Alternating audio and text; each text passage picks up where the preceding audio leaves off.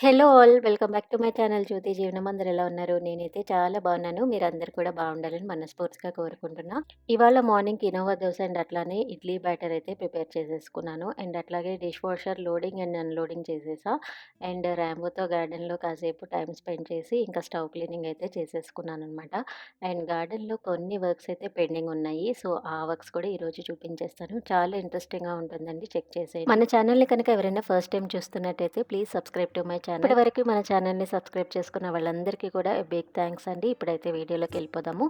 Before day evening అండి. So, before day evening నేను dosa batters కానీ, ఇడ్లీ బ్యాటర్స్ కానీ ప్రిపేర్ చేసుకోవాలి అంటే ముందు రోజే నానబెట్టేసుకుంటాం కదా! సో, నైట్ అయితే నానబెట్టాను.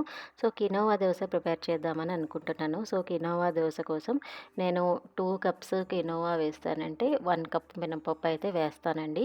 సో, ఇప్పుడు నేను 1 గ్లాస్ తీసుకున్నాను కాబట్టి హాఫ్ గ్లాస్ మినపప్పు అయితే యాడ్ చేసుకున్నాను. కినోవా దోస యాక్చువల్‌గా అంత క్రిస్పీగా రాదండి మనకి. కొంచెం సాఫ్ట్‌గానే వస్తుందనమాట. కాకపోతే హెల్త్ బెనిఫిట్స్ చాలా ఉంటాయి కదా కినోవాకి.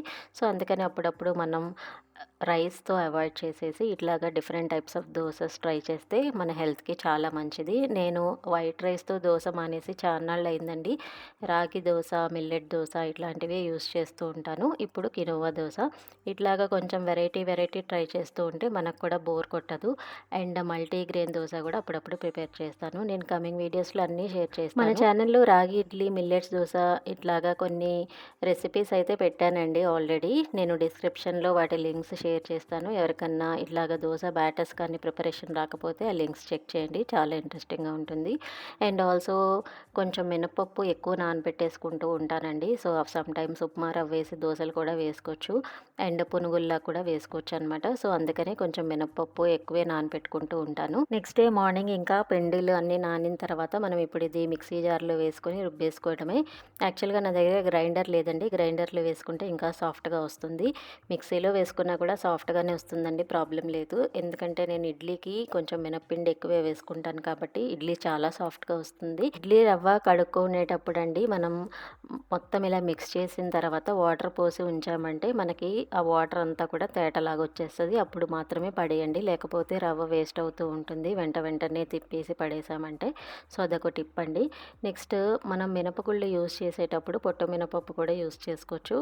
అదైతే ఇంకా మనకి ఫైబర్ రిచ్ కాబట్టి ఇంకా బాగుంటుంది హెల్త్ పరంగా. నేనైతే నార్మల్ మినపగుళ్ళు ఉంటే అది యూజ్ చేస్తున్నా. అండ్ ఇవన్నీ కూడా బాగా వాష్ చేసుకొని అప్పుడు ఎక్కువ కినోవా అయితే బాగా వాష్ చేయాలండి. ఎందుకంటే దాంట్లో డస్ట్ ఎక్కువ ఉంటది కాబట్టి. అండ్ మిల్లెట్స్, రాగిలో కూడా డస్ట్ బాగా ఎక్కువ ఉంటుంది. సో, అందుకని అవన్నీ కొంచెం బాగా ఎక్కువ వాష్ చేసుకోవాలి. రాగి, మిల్లెట్స్ బ్యాటర్స్ ప్రిపేర్ చేసేటప్పుడు కొంచెం ఎక్కువ సేపు నానబెట్టుకోండి. ఎందుకంటే డైజెషన్ ఇష్యూస్ వస్తాయి.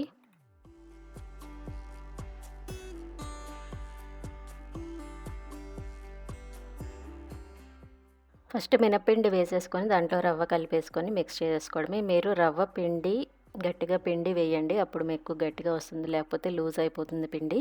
సో, అదొక టిప్ అండి. నెక్స్ట్ ఇంకా కినోవా దోస బ్యాటర్ కూడా మిక్సీ వేసేస్తున్నాను. పర్సనల్‌గా అన్ని దోసల కంటే కూడా మిల్లెట్స్ దోస నచ్చుతుంది. రాగి అండ్ కినోవా ఏంటంటే కొంచెం సాఫ్ట్‌గా వస్తుందండి. అదొక ప్రాబ్లము.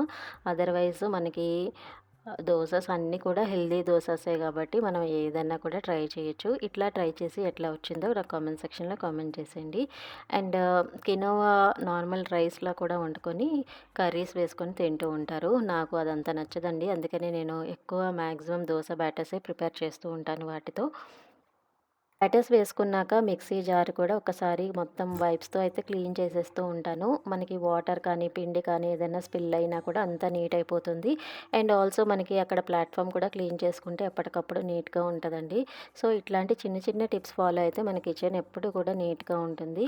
అండ్ మనం పని అయిపోయిన తర్వాత ఏ వస్తువు ఎక్కడ పెట్టాలో అక్కడ మళ్ళీ పెట్టేసుకుంటే ఇంకా మనకి మెస్సీగా అవ్వకుండా ఉంటదనమాట.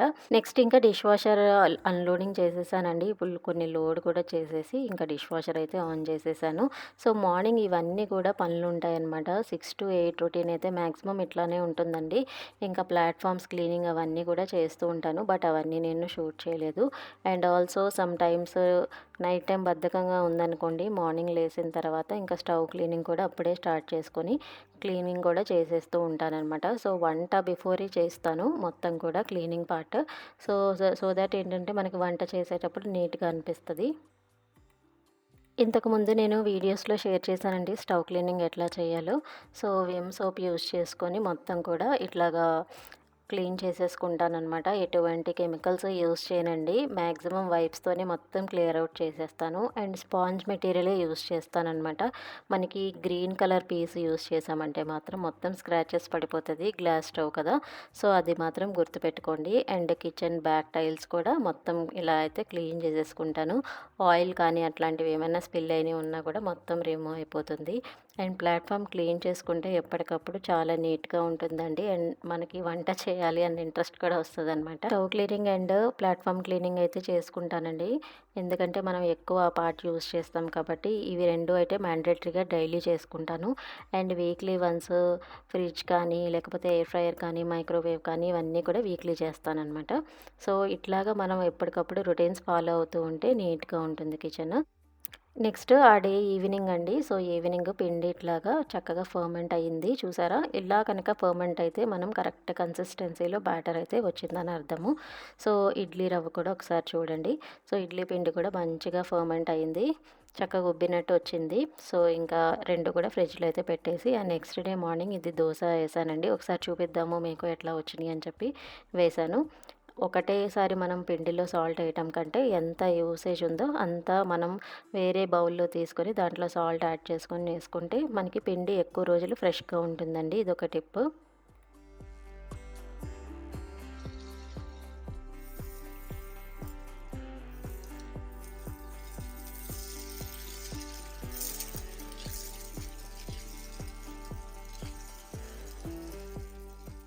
ఇనోవా దోస మనకి కొంచెం ఓట్స్ దోసలాగే ఉంటుందండి. సో, వెనక్కి కూడా తిప్పుకొని కాల్చుకుంటే బావుంటదని నాకు అనిపిస్తదనమాట. సో, అందుకే నేను బ్యాక్ కూడా కాలుస్తాను.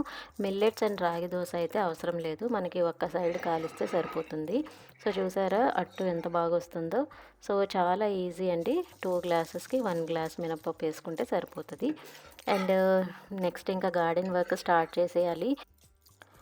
సో, చూస్తున్నారా 'రాంబో' ఎట్లా చూస్తున్నాడో? వాడికి యాక్చువల్‌గా మేడొచ్చిందని చెప్పి డోరేసేసాననమాట, ఫ్రెంచ్ డోరు. సో, అక్కడి నుంచి నాకు తీస్తారా లేదా అన్నట్టు చూస్తున్నాడు. సో, ఇంకా గార్డెన్ వర్క్స్ కొన్ని పెండింగ్ ఉన్నాయండి. అవి ఏంటో చూపిస్తాను. లోపల మొన్న బంతి పూలు కొన్ని నార్లు వేసినవి పూలొచ్చిన తర్వాత అయిపోయినవి ఉన్నాయి. అవన్నీ కూడా ఇప్పుడు రిమూవ్ చేసేయాలండి. యాక్చువల్‌గా ఫ్రంట్ గార్డెన్‌లో మొన్న చేశాను కదా! గార్డెన్ రీసెట్ దాంట్లో. సో, ఇప్పుడు లోపలైతే తీసేస్తున్నాను. నేను లోపల కూడా అప్పుడే తీద్దాం అనుకున్నానండి. కాకపోతే కొన్ని పువ్వులున్నాయి కదా అని చెప్పి ఉంచేశాను.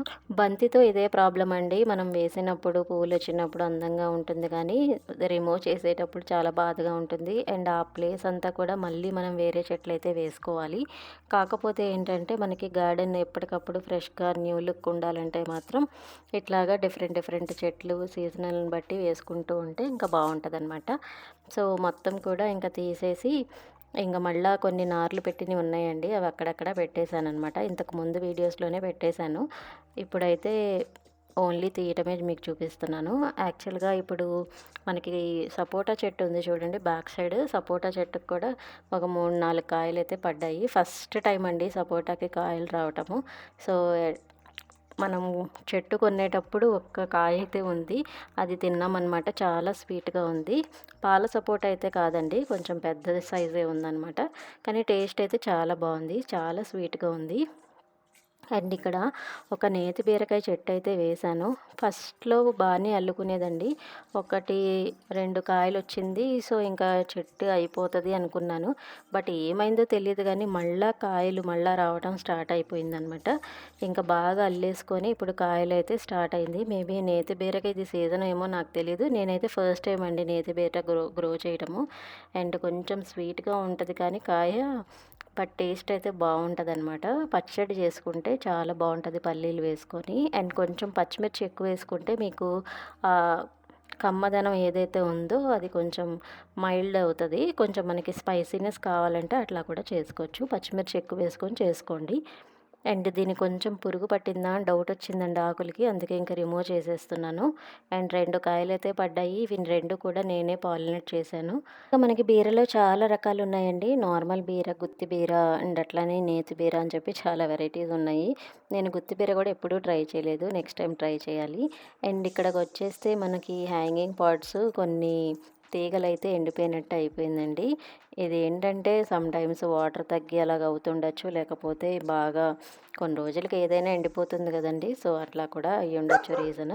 సో, కాకపోతే ఇది చాలా లెంత్ ఎక్కువొచ్చింది. నాకు టర్టిల్ వైన్ కంటే కూడా ఇది బా నచ్చిందండి. ఆకు కొంచెం పెద్ద సైజులో ఉంది అండ్ తొందరగా ఎండిపోవట్ల. ఇక్కడ మీరు అబ్జర్వ్ చేస్తే మెక్సికన్ పెటూనియాస్ పాట్స్‌లో వేస్తే వాటర్ తగ్గో ఏమో కానీ కొంచెం మొత్తం డల్ అయిపోయింది. సరే కింద వరకు కట్ చేసేసి ఇంకోటి పక్కన కొంచెం క్రీపర్ వెరైటీ లాగా వేస్తే 2 ఉంటాయి కదా! ఇది పెరిగేలోపు అది వస్తుందని చెప్పి 2 మొక్కలైతే వేశాను. సో, మెక్సికన్ పెటూనియాస్ అట్లాగే ఉంచి ఇప్పుడు మనం అక్కడ కట్ చేసాం కదా కొమ్మ. సో, ఆ కొమ్మని కూడా మొత్తం ఇట్లా పెట్టేసేసి దాని మీదయితే మట్టి కప్పేసా. కొన్నాళ్ళకి అల్లుకుపోతుందండి. హ్యాంగింగ్ పాట్స్‌లో కొంతమంది సీజనల్ ఫ్లవర్స్ వేసుకుంటూ ఉంటారు. అండ్ కొంతమంది ఇట్లాగ ఎప్పుడు ఉండే గ్రీనరీ టచ్ ఉండేవి హ్యాంగ్ అయ్యేవి వేసుకుంటూ ఉంటారు. నాకైతే పర్సనల్‌గా మెయింటెనెన్స్ వైస్ చూస్తే ఈ గ్రీనరీ టచ్ ఉండేవి వేసుకుంటే బెటర్ ఏమో అనిపిస్తూ ఉంటుందండి. ఫ్లవరింగ్ ప్లాంట్స్ ఏంటంటే ఎప్పటికప్పుడు మనం మెయింటైన్ చేసుకుంటూ ఉండాలి. సీజన్ బట్టి మనం మార్చుకుంటూ ఉండాలి. ఎప్పుడు వచ్చేవంటే మనకి మాస్ రోజ్ ఒక్కటే ఉంటదనమాట హ్యాంగింగ్ ప్లాంట్స్‌లో పెట్టుకునేవి. సో, అందుకని నేను ఎక్కువ ప్రిఫర్ చేయను. గ్రీనరీ గూడా ఉంటుంది కదా అని చెప్పి ఇవే ప్రిఫర్ చేస్తూ ఉంటాను. మెయింటెనెన్స్ వైస్ గూడా ఇది మనకి హ్యాపీగా ఉంటుందండి. సో, ఎటువంటి ప్రాబ్లమ్ ఉండదు. మనం కొంచెం లైట్‌గా నీళ్లు పోస్తే సరిపోతది అనిపిస్తది. ఫ్లవరింగ్ ప్లాంట్స్‌కి మాత్రం కొంచెం కేర్ ఎక్కువ తీసుకోవాలి. అందుకని నేను ఎక్కువ ఇదే ప్రిఫర్ చేస్తాను. అండ్ ఇప్పుడు మనం కట్ చేసిన కొమ్మలు టర్టిల్ వైన్ లాగే ఉంటది కానీ టర్టిల్ వైన్ కాదండి. దీని నేమ్ ఏంటో నాకు తెలీదు. ఎవరో ఫ్రెండ్ దగ్గర నేను ఈ కొమ్మ అయితే తీసుకొచ్చి పెట్టానండి. సో, కొమ్మ పెట్టిన తర్వాత మట్టి ఇట్లా పోసేస్తే అట్లాగా కొన్నాళ్ళకి అల్లుకుపోయిందనమాట మొత్తం. చూడండి ఎంత బాగా కనిపిస్తుందో హ్యాంగ్ అయ్యి. నేను నా పని చేసుకుంటూ ఉంటే రాంబో ఏం చేశాడంటే మెయిడ్ దగ్గర ఆ క్లాత్ తీసుకొచ్చేసేసి ఆడుతున్నాడనమాట గార్డెన్‌లో.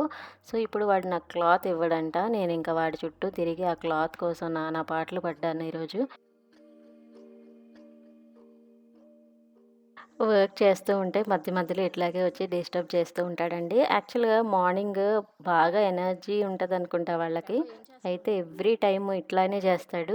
ఎయిదర్ క్లాత్ తీసుకొస్తాడు, లేకపోతే ఒక బాల్ ఉంటుంది. ఆ బాల్ తీసుకొచ్చి ఆడమని చెప్పి విసిగిస్తూ ఉంటాడనమాట. కొంచెం సేపు అట్లా పరిగెట్టిస్తే ఇంకా వెళ్ళి హ్యాపీగా పడుకొని పోతాడు. అందుకే కొంచెంసేపు పరిగెట్టిస్తాను. ఇంకా 2 మినిట్స్‌కి అట్లాగా వాడికి ఎనర్జీ అయిపోతది. ఇంకెళ్ళి చక్కగా బొజ్జున పోతాడు. నెక్స్ట్ ఇంకా మళ్ళా గార్డెన్ స్పేస్‌కొచ్చేసా. వాడినింకా రూమ్‌లో పెట్టేసేసి పడుకోమని చెప్పి, ఇక్కడ చూడండి బంతి పూల దగ్గర ఈ చెట్టుకంతా కింద గ్రీన్ గ్రీన్ బాల్స్ లాగా పడున్నాయి. ఓకే. ఇక్కడ క్యాటర్‌పిల్లర్స్ ఉన్నాయని అర్థమైంది. ఇంకా చెట్టుని చూస్తే మొత్తం కూడా క్యాటర్‌పిల్లర్సే అండి. నాకు క్యాటర్‌పిల్లర్స్ చూస్తే ఒళ్ళంతా అసలు జలదరించినట్టు అయిపోతదనమాట. సో, ఇంకా తప్పదు అని చెప్పి ఇంక నేనే అన్నీ ఆకులతో సహా ఇలా రిమూవ్ చేసేసాను. యాక్చువల్‌గా మనకి కొన్నుంటే పర్వాలేదు కానీ, మరీ క్వాంటిటీ ఎక్కువుందనుకోండి, రిమూవ్ చేసి దూరంగా అయితే పడేసేయండి. కొంతమంది హాట్ వాటర్‌లో ఏసి చంపేస్తూ ఉంటారు. బట్ ఇది బటర్‌ఫ్లై లైఫ్ సైకిల్ కాబట్టి నాకు చంపాలంటే కూడా అస్సలు నచ్చదు. బట్ వేరే ఆప్షన్ ఏం లేదండి. ఎక్కువుంటే మనకి మొత్తం తినేస్తూ ఉంటదనమాట. నీమ్ ఆయిల్ అలాంటివి ఏమీ పనిచేయదండి. ఇంతకుముందు నేను చాలా కొట్టి ట్రై చేశాను. బట్ అస్సలు ఏమి పోవన్నమాట. సో, నెక్స్ట్ చూడండి ఎన్నైతే ఉన్నాయో. సో, చూస్తా ఉంటే మనం అప్పుడప్పుడు చెట్ల కింద చెక్ చేసుకుంటూ ఉండాలండి. గ్రీన్ కలర్ కానీ, బ్లాక్ కలర్ గానీ కొంచెం అలా బాల్స్ లాగా ఏదైనా పడుంటే అది క్యాటర్‌పిల్లర్స్ చేసే పనని చెప్పి గుర్తుపెట్టుకోండి. నెక్స్ట్ ఇంక ఇక్కడ బంతి పూలుంటే ఇంక అవి కూడా అన్నీ ఎండిపోయినియి. చక్కగా ఇంక తీసేసి మొత్తం నీట్‌గా అయితే చేసేసా. అండ్ నా దగ్గర కొన్ని బీర సీడ్స్ ఉన్నాయండి. బీర సీడ్స్ ఇంతకుముందు వేసినప్పుడు అస్సలు జర్మినేషన్ అయితే అవ్వల. చాలా సీడ్స్ పెట్టా జర్మినేషన్ అవ్వల. అయితే మొన్న ఒక్కసారి ఏం చేశాను ఇంక రావట్లా కదా! సరే ఒకటేసారి వేసేద్దాము. వస్తే వచ్చింది లేకపోతే లేదన్నట్టు ఒకటే చోట ఏసేస్తే అన్నీ మొలిసినియి అనమాట. ఎందుకంటే అక్కడ కంపోస్ట్ ఉంది కదండీ! ఇంతకుముందు అరటి చెట్టు ఉండేది ఆ ప్లేస్‌లో. ఇప్పుడు అక్కడ కంపోస్ట్ చక్కగా ఉండటం వల్ల మంచిగా జర్మినేషన్ అయితే అయిపోయింది. సో, కావాల్సినవి ఉంచుకొని ఇక మిగతాయన్నీ రిమూవ్ చేసా. నెక్స్ట్ ఇక్కడ తులసమ్మ చూడండి మొత్తం ఎండిపోయినట్టు అయిపోతే ఇంకా కింద వరకు ప్రూన్ చేసేసి దానికి కొంచెం ఏదైనా లిక్విడ్ ఫర్టిలైజర్ ఇద్దామని డిసైడ్ అయ్యాను. సో, మొత్తం ప్రూన్ చేసేసి మనం బియ్యం కడిగిన నీళ్ళు ఉంటాయి కదా! అదైతే పోసేసానండి. సో, నెక్స్ట్ ఇంకా మనకి గార్డెన్ వేస్ట్ అంతా కూడా వచ్చింది. ఇంకా కంపోస్ట్ బిన్‌కే యాడ్ చేసేయమని చెప్పేసా మెయిడ్‌కి. అండ్ టర్టిల్ వైన్ చెప్పాను కదండీ! ఊరికే ఎండిపోతూ ఉంటది. అదెందుకో నాకు చూడటానికి అల్లుకున్నప్పుడు బావుంటది కానీ కొన్నాళ్ళకి ఇట్లా అయిపోతూ ఉంటదనమాట. అప్పుడు మనం మెయింటైన్ చేయాలి. లేతే బాగోదు. అండ్ మట్టి తడిగా ఉందా లేదా చెక్ చేసి ఇన్ కేస్ లేకపోతే పోయండి. లేకపోతే అవసరం లేదు. సో, ఎండిపోయిందంతా కూడా రిమూవ్ చేసేసాను. అండ్ టర్టిల్ వైను ఇలా యెల్లోగా అయిపోతున్నప్పుడు మొత్తం అది రిమూవ్ చేసేస్తే మనకింక మళ్ళా ఫ్రెష్ లీవ్స్ అయితే వస్తూ ఉంటాయి. అండ్ దీంట్లోనే ట్యాంగిల్ హార్ట్ కూడా ఉందనమాట. ట్యాంగిల్ హార్ట్ తొందరగా ఎండదండి. ఈ టర్టిల్ వైన్ కంటే కూడా ట్యాంగిల్ హార్ట్ వేసుకోండి బెటర్. అండ్ హ్యాంగింగ్ పాట్స్ ఎప్పుడు కూడా మీరు top layer of the soil dry ఉన్నప్పుడు మాత్రమే వాటరింగ్ చేయండి. ఊరికే వాటరింగ్ అయితే ఇచ్చేయకండి. సో, ఇదండి ఇవాల్టి వీడియో. హోప్ మీ అందరికీ నచ్చిందనుకుంటున్నా. నచ్చితే లైక్, షేర్ అండ్ సబ్స్క్రైబ్. అట్లాగే కామెంట్ కూడా చేసేయండి. మరిన్ని ఇంట్రెస్టింగ్ వీడియోస్ కోసం జ్యోతి జీవనాన్ని ఫాలో అయిపోండి. Thanks for watching my channel. Bye bye. Have a nice day.